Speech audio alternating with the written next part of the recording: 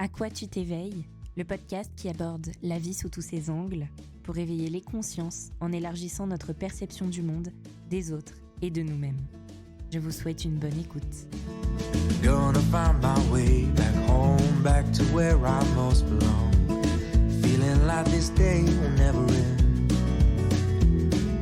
Heading about the place I roam, never feeling quite my own. Bonjour à toutes, bonjour à tous.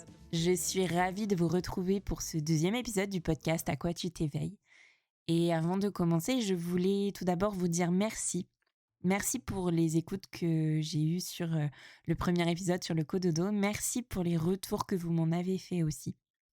Ça m'a vraiment fait très chaud au cœur. Et il va de soi que j'espère continuer à vous produire du contenu qui vous plaira. Alors aujourd'hui, j'ai envie de vous parler de choses pas très fun, je sais. On va parler de stress, d'anxiété, de crise d'angoisse. C'est pas joyeux, mais je vous promets que ce sont des notions super importantes à aborder.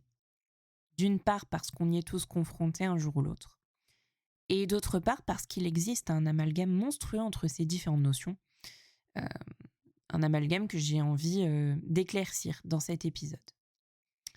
Alors, l'idée de cet épisode m'est venue dès que j'ai imaginé le concept de ce podcast. Et cette envie a été confirmée par différents rendez-vous, notamment des rendez-vous que j'ai eus la semaine dernière au cabinet, sachant que toutes les personnes que j'ai vues alors, je les ai vues uniquement pour des problèmes dus à des crises d'angoisse ou à de l'anxiété chronique. Et un des points communs à toutes ces personnes, c'est qu'elles n'en pouvaient plus. Or, l'épuisement, qu'il soit physique ou psychique, c'est toujours une sonnette d'alarme qu'il faut prendre soin d'écouter avant que les choses ne dégénèrent. Alors, ce que je vous propose aujourd'hui, c'est de définir ces différentes notions, stress, anxiété, angoisse, d'expliquer rapidement les mécanismes et les différences de ces phénomènes. Bien sûr, il y a des tas de livres et d'autres supports qui expliquent très bien et très en détail ces mécanismes. D'ailleurs, je me suis appuyée sur certains d'entre eux pour construire cet épisode. Ils vont vous expliquer toutes les hormones, tous les circuits qui sont mis en jeu alors.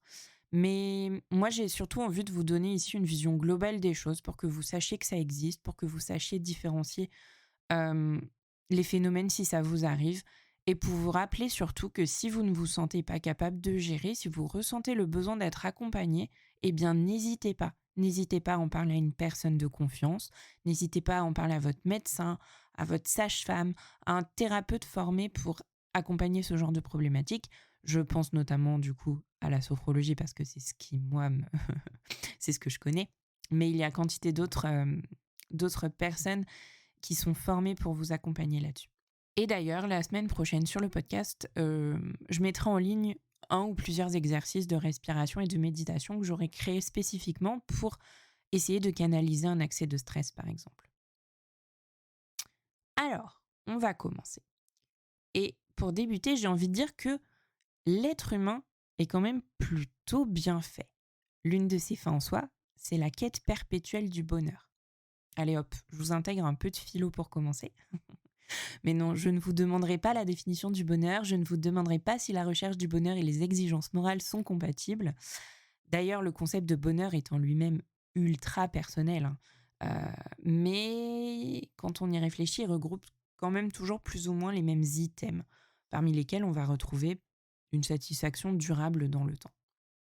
Mais alors, pourquoi est-ce que je vous parle de bonheur ici ? Parce que dans sa quête de bonheur, l'être humain traverse une étape nécessaire, une étape qui correspond en fait à une phase d'introspection personnelle. Et cette phase va être là pour questionner justement la personne sur son niveau de stress et d'anxiété et de la questionner également sur son rapport et sa résistance à ces phénomènes. Alors finalement, c'est quoi le stress ? C'est quoi l'anxiété ? C'est quoi les crises d'angoisse ? Ces trois notions, il faut savoir qu'on les utilise souvent ensemble, mais sans faire cas de leurs différences, parce qu'en fait, euh, elles désignent chacune quelque chose de bien spécifique et de bien différent. On va commencer par le stress. Il est important tout d'abord de bien établir que ressentir du stress, c'est quelque chose de tout à fait naturel. On en a tous éprouvé un jour ou l'autre. C'est un phénomène normal que d'en ressentir parfois. En fait, le stress, c'est une réaction du corps et du cerveau qui vont permettre tout simplement à l'individu de faire face à une situation inquiétante, soudaine et peut-être même dangereuse. Le fait de ressentir un changement dans son environnement va entraîner une sécrétion d'une hormone, l'adrénaline. Donc on va avoir un pic d'adrénaline qui va permettre de mettre en alerte le corps et l'esprit, de mobiliser un maximum de capacité pour permettre de gérer la situation au mieux. C'est une caractéristique primaire qui nous vient notamment de nos ancêtres lorsque nous étions encore des chasseurs-cueilleurs nomades. Et alors à l'époque, c'était quoi? C'était une bête sauvage, pic de stress. Une blessure, pic de stress. Un orage, pic de stress. Ok. Le stress est donc un mécanisme de défense qui survient à un instant T à cause d'un facteur environnemental ou d'un changement brusque. Aujourd'hui, on serait plus sur des exemples comme un examen dans 2 jours, pic de stress. Un véhicule qui se déporte sur ma voie, pic de stress. Les contractions qui démarrent et qui annoncent un accouchement imminent, pic de stress. Mais ce stress n'est pas destiné à durer dans le temps. Finalement, il se présente un petit peu vraiment à la- comme une émotion, à la même manière d'une émotion, c'est-à-dire sans s'annoncer. Il va s'imposer ce stress.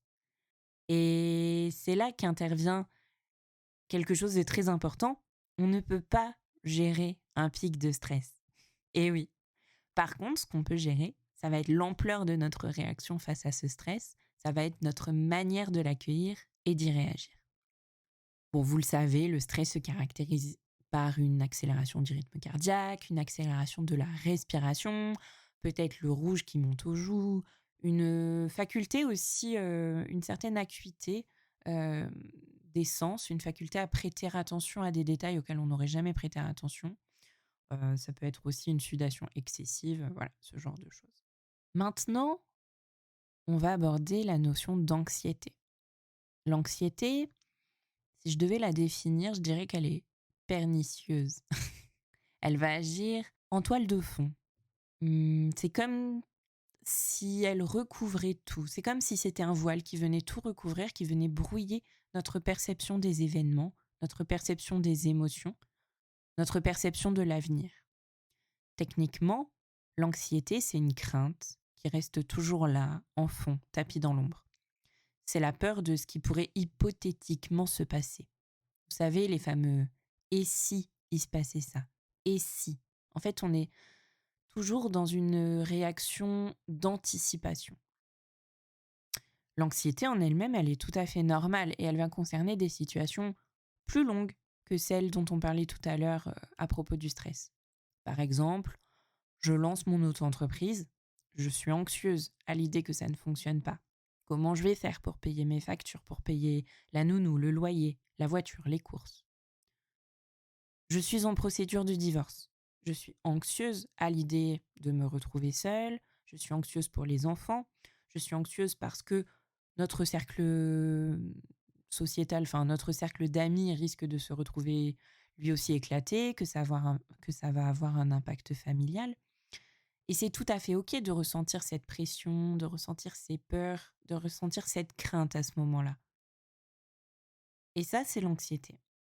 Là où l'anxiété va devenir problématique, c'est quand elle ne part pas une fois que la situation en question est terminée et que la normale est revenue. C'est quand elle va occasionner un niveau de stress important. C'est quand elle va être liée à aucun événement de vie, c'est-à-dire qu'elle apparaît sans raison. C'est quand on est toujours préoccupé, qu'on a toujours l'esprit encombré et qu'on ne sait pas pourquoi. C'est quand cette anxiété va empêcher de fonctionner, d'agir normalement, que ce soit au travail, que ce soit en société, que ce soit dans la sphère privée. Là, l'anxiété, elle est problématique. Je ne rentrerai pas dans les détails des troubles anxieux, mais dans tout ce qui va concerner l'anxiété problématique, on va retrouver une peur irrationnelle et l'anticipation de tout ce qui pourrait aller mal. On retrouve également, du coup, des cogitations, des pensées qui tournent en boucle et une certaine pétrification, si je peux dire ça, à l'idée d'agir en fait. On va être incapable d'agir, on va rester, on va avoir tendance à se replier sur soi aussi. Au niveau des marques de manifestation de l'anxiété, ça se manifeste un petit peu comme le stress, le rythme cardiaque, la respiration, tout ça qui s'accélère, mais avec en plus des sensations désagréables comme, des vertiges, une sensation d'évanouissement, des picotements, des fourmillements, des nausées, des troubles digestifs. C'est une liste non exhaustive bien sûr que je vous dresse ici et puis, toute personne qui va ressentir de l'anxiété va pas ressentir tous ces symptômes-là. Mais, moi ce que je retrouve souvent au cabinet, dans les personnes que j'accompagne pour de l'anxiété, ou pour des troubles anxieux, ça va être une sensation d'oppression dans la poitrine, une sensation de ne jamais parvenir à respirer complètement, entièrement. La gorge et le ventre noués, ainsi que des insomnies. Alors des insomnies ou des troubles du sommeil qui peuvent se caractériser par, des difficultés à l'endormissement, des réveils nocturnes avec cogitation, voilà, les pensées qui tournent en rond. On retrouve aussi souvent des troubles de l'appétit, de la fatigue, bien évidemment, et cette sensation de peur qui ne s'en va vraiment jamais. Et alors, pour ne rien arranger, l'anxiété vient souvent avec une certaine, culpabilité.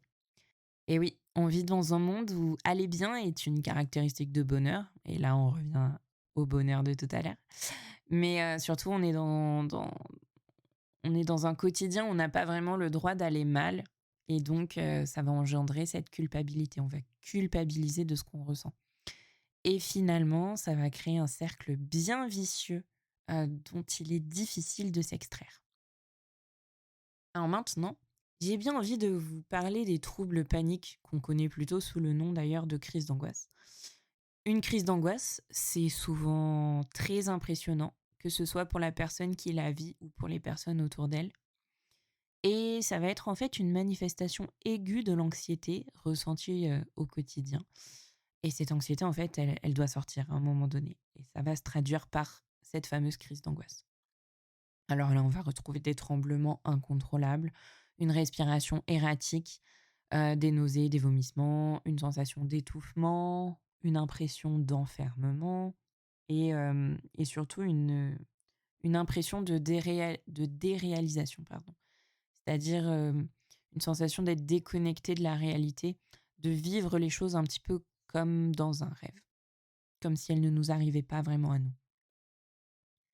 La crise d'angoisse, elle est bien délimitée dans le temps. Elle va durer entre quelques minutes et quelques dizaines de minutes. Et elle peut être isolée, donc ne survenir qu'une seule fois. Mais elle peut aussi survenir à répétition. Et dans ce cas-là, eh ben, on enfonce encore un peu plus le clou, puisque la personne va développer en général une peur supplémentaire. C'est celle de voir ces crises survenir n'importe quand, n'importe où. Et donc, en réponse à ça, on va avoir une tendance à se renfermer sur soi, avoir une peur de sortir de chez soi, à vouloir rester caché, en fait, et là où on peut gérer les crises, sans public. Alors, c'est vraiment pas fun comme épisode, hein, jusque-là, j'en ai complètement conscience. Hem, mais oui, si les crises d'angoisse sont fréquentes, il est nécessaire d'en rechercher la cause et d'en traiter l'origine. L'idée, c'est de travailler pour éviter de nouvelles crises d'angoisse. Ça va être de travailler pour limiter cette anxiété anticipatoire dont on parlait tout à l'heure, c'est-à-dire la peur de voir ces crises advenir n'importe quand, n'importe où. Et on va aussi travailler du coup pour limiter les conduites d'évitement, c'est-à-dire de limiter la tendance à se renfermer, à ne pas avoir envie de sortir pour justement éviter les moments où les crises pourraient advenir sans qu'on soit en sécurité chez soi. Je le répète, n'hésitez surtout pas à vous faire accompagner, d'en parler à votre médecin traitant qui pourra vous aiguiller vers des spécialistes compétents. À savoir qu'il est aussi possible de réaliser une thérapie type TCC ou de se faire aider de médicaments si les crises sont ingérables et que vous en ressentez le besoin. J'aimerais vous proposer quelques conseils, quelques types d'exercices qui peuvent aider à gérer, euh, à gérer un peu tout en fait, à gérer un pic de stress un peu trop important, à gérer une anxiété,